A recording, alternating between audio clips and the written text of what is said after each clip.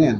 ජ්‍යාමිතියේ මුලම ගත්තාම මුලම වාට ඉගෙන ගන්න තියෙන පළවෙනි පාඩම තමයි පුතේ මේ කෝණ කියලා කියන්නේ. කෝණයක් හැදෙන්න හැම වෙලේම මතක තියාගන්න රේඛා දෙකක් ඇවිල්ලා මේ රේඛා දෙක කැපෙන්න ඕන. දරුවනේ අපි අද කතා කරන්න යන්නේ කෝණ කියන පාඩම. 6 වසර කෝණ පාඩම තමයි 7 වෙනියට තියෙන පාඩම අපි සාකච්ඡා කරන්න යන්නේ. ජ්‍යාමිතියේ මුලම ගත්තාම මුලම වාට ඉගෙන ගන්න තියෙන පළවෙනි පාඩම තමයි පුතේ මේ කෝණ කියලා කියන්නේ. හිතන්නකො මේක රේඛා දෙක කියලා. මේ රේඛා දෙක මෙහිම ඇවිල්ලා මේ රේඛා දෙක ඇවිල්ලා හම්බුණාට පස්සේ මේ රේඛා දෙක අතර හැදෙනවා කෝණයක්. ඇත්තටම එක කෝණයක් නෙමෙයි කෝණ දෙකක් හැදෙනවා. පල්ලෙහෙනුත් හැදෙනවා මේ උඩිනුත් හැදෙනවා. මේ හම්බෙන තැනට අපි ශීර්ෂය කියනවා. මේ රේඛා දෙකට බාහු කියලා කියනවා. එහෙනම් බලමු. මොනවාද පුතේ? ඔන්න රේඛා දෙක. ඒ තන්න හම්බෙලා නැහැ මෙතන. එතන කෝණයක් ඇදිලාද? නැහැ. එතකොට මේ රේඛා දෙක හම්බ වෙන්න උන කෝණයක් හැදෙන්න. එතකොට මේ හම්බ වෙන ලක්ෂයට කියනවා මොකක් කියලාද? ශීර්ෂය කියලා. සහ මේකට රේඛාවට කියන අපි බාහුවක් කියලා. මේකත් බාහුවක්. පැහැදිලිද? හරි. එහෙනම් අපි බලමු එතනින් එහාට උනාද මේ විශාලත්වයේ අනුව කෝණ වර්ග. 6 වසර පාඩමේ ඔයාට කෝණය මනින විදිය ගැනවත් කෝණය මනින්නේ මොනවා සම්මත එකක් ගැන කතා කරන්න නැහැ. හැබැයි ඔයාගේ ඇහැට හොඳට මේ කෝණ වර්ග ටික හුරු කරන එක තමයි 6 වසර බලාපොරොත්තු වෙන්නේ. මොනවාද මාතෘකාව?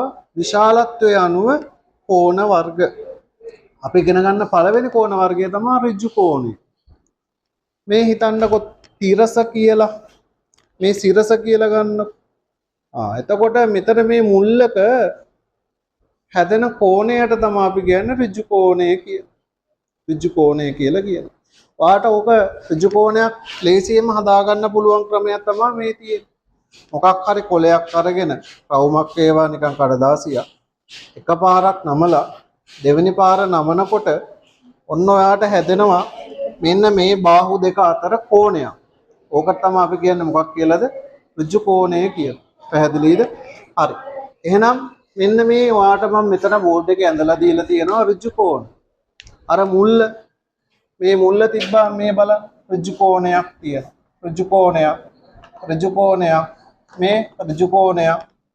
හොඳට ඇහැට හුරු කරගන්න ඍජු කෝණය. එතකොට ඔයාට අර විදියට කොලය ගෙනල්ලා තියලා බලන්න පුළුවන් මෙතන ඍජු කෝණයක් ඇදෙනවා. ඍජු කෝණයක් ඇදෙනවා. එතකොට ওই විදියට ඔයාට මේ ඍජු කෝණය ගැන ඉගෙන ගන්න පුළුවන්. අපිට අපේ පරිසරයේ වැඩිපුරම දකින්න තියෙන කෝණය තමයි ওই ඍජු කෝණය.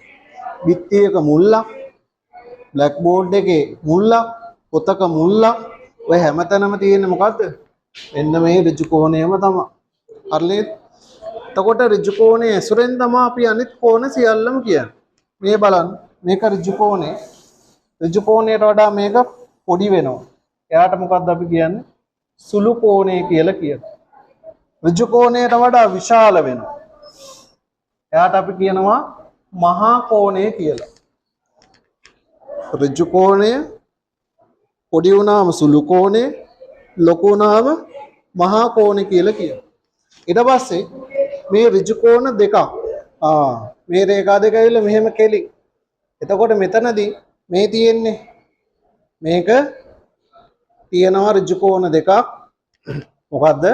සරල කෝණය කියලා කියනවා. සරල කෝණයටත් වඩා ලොකු වුණාම මෙතනදී යාට කියනවා මොකක් කියලාද පුතේ? පරාවර්ත කෝණය. එතකොට සරල කෝණය, පරාවර්ත කෝණය. කෝණ පහ අපි කියමු පිළිවෙලින්. සුළු කෝණය, ඍජු කෝණය, මහා කෝණය, සරල කෝණය, පරාවර්ත කෝණය. එතකොට ওই විදිහට ඔයාට කෝණ වර්ග පහ විශාලත්වයේ අනුව අඳුර ගන්න පුළුවන්. හරිද? ඉතින් මේ විදිහට කෝණ වර්ග පහ ඇහැට හුරු කරගන්න එක තමයි පුතේ 6 වසර පන්තියේ බලාපොරොත්තු වෙන්නේ. ඉතින් මුළු පාඩමක්ම මිනිත්තු 2කින් 3කින් ඔන්න ඔයාට සම්පූර්ණ කරලා දෙනවා. ඔය ටික මතක තිබ්බනම් ඔයාට මේ පාඩමේ අහන ඕනම ප්‍රශ්නයකට උත්තර ලියන්න පුළුවන්. වීඩියෝ එක දෙපාරක් තුන් පාරක් බලන්න. බලලා අවශ්‍ය දේවල් තියෙනවා නම් සටහනක් දාගන්න. හරිනේ? ඒ වගේම දන්න යාළුවන්ටත් මේ අපේ වීඩියෝ එක ෂෙයා කරන්න අනිවාර්යෙන්ම ඔයාලා දෙයක් ඉගෙන ගත්තා නම්. හරි. එහෙනම් බොහොම ස්තුතියි පුතේ.